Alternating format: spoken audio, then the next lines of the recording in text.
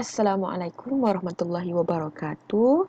So, hari ini kita jalankan kelas secara offline lagi. So, hari ini kita sambung bab 8, graf fungsi, 8.2.2, tafsiran graf fungsi dan 8.2.3, penyelesaian masalah. Okey. So, objektif pembelajaran hari ini adalah supaya pelajar ataupun awak-awak semua ni dapat mentafsir graf fungsi dan menyelesaikan masalah yang melibatkan graf fungsi. Okey, so yang pertama kita tengok kepada 8.2.2 iaitu mentafsir graf. Okey, sebenarnya daripada graf fungsi yang kita telah bina, actually kita boleh membuat tafsiran ataupun ramalan terhadap situasi yang berlaku ataupun yang akan berlaku mengikut hubungan yang diperoleh daripada boleh ubah. So, dia macam ni. Kalau tak faham, kita tengok kepada contoh. So, dalam buku teks awak ni adalah contoh 10. Dia kata, rajah di sebelah menunjukkan graf fungsi iaitu y sama dengan 2x tambah 2. Ini adalah graf fungsi linear sebab dia adalah garis lurus. So, berdasarkan graf, tentukan nilai y apabila x sama dengan 2 dan b nilai x kepada y nilai x apabila y sama dengan 4. So dia macam ni. Based on graph kita boleh tafsir dia. Untuk dapatkan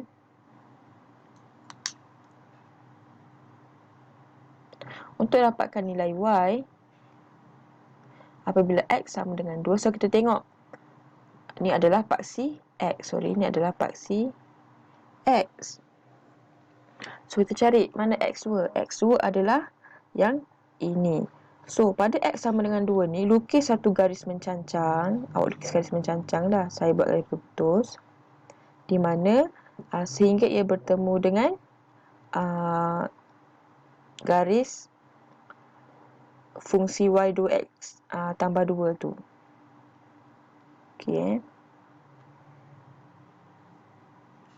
Kita lukis garis mencangcang pada x sama dengan 2 garis mencangcang ke atas.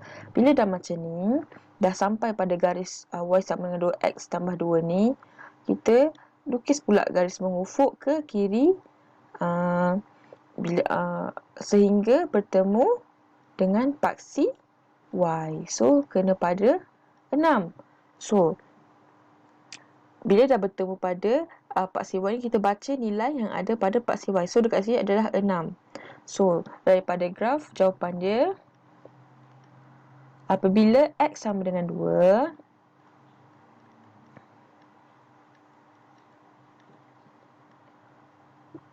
maka y sama dengan 6. Boleh Okey. Soalan B pula, nilai x apabila y sama dengan 4. Step dia sama saja, cuma kita buat daripada paksi y. Kalau soalan minta cari nilai x, kita buat garis mengufuk dulu sehingga lukiskan garis mengufuk sehingga sampai kepada garis y sama dengan 2x tambah 2. Lepas dah sampai pada garis y sama dengan 2x tambah 2, lukis pula garis mencancang ke bawah sehingga sampai ke paksi x. So, awak lukis elok-elok sebab saya tak ada pembaris. Okey, so dekat sini kita nampak bacaan dia sampai ke 1. So, jawapan dia yang B, apabila y sama dengan 4, maka x sama dengan 1. So, macam tu je lah. Senang je. So, tengok.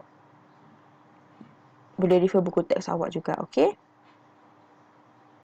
So, di sini merupakan situasi yang melibatkan penyelesaian masalah lah. So, soalan kata, graf fungsi di sebelah, saya buat kali kuning graf fungsi di sebelah menunjukkan pergerakan sebiji bola yang dijatuhkan dari ketinggian 4 meter. So, ni bola dijatuhkan pada ketinggian 4 meter. So, berdasarkan graf ni, tentukan jarak bola dari tanah pada minit pertama. Okey, bila dikata minit pertama kita tengok paksi X adalah mewakili masa ataupun minit. Paksi Y mewakili tinggi ataupun dalam unit dia meter. So, dekat sini kita perlu tengok kepada minit lah, sebab dia minta dari tanah pada minit pertama. So, dari minit pertama ni kita lukis garis mencancang sehingga sampai ke garis fungsi ni tadi. Bila dah sampai, kita lukis pula garis mengufuk ke kiri sehingga capai bacaan pada paksi Y, iaitu pada tinggi meter. So, daripada graf, jawapan dia, apabila X ni adalah masa sama dengan 1, jadinya Y sama dengan 2. So, kita 1, 2. So, dekat sini tafsiran dia adalah So, maka jarak bola dari tanah pada minit pertama ialah berapa? 2 meter. Boleh? So, soalan B pula dia kata masa bola menyentuh tanah. So, kita tengok sini masa bola menyentuh tanah, ia jatuh pada 2. Ni bola jatuhkan. Dan dekat sini adalah masa bola jatuh ke tanah. So, tengok dekat sini. Kita boleh tengok apabila bola menyentuh tanah, kat sini kan, tinggi dia adalah sifar. Sebab sini adalah koordinat dia adalah 2, 0. So, 0 ni mewakili paksi Y, di mana Y adalah tinggi. Jadinya tinggi dia adalah 0. So, nak jawab dia, saya tulis kat sini.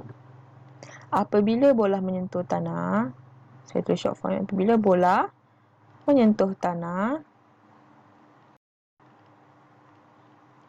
tinggi adalah sifar. So, kita tengok apabila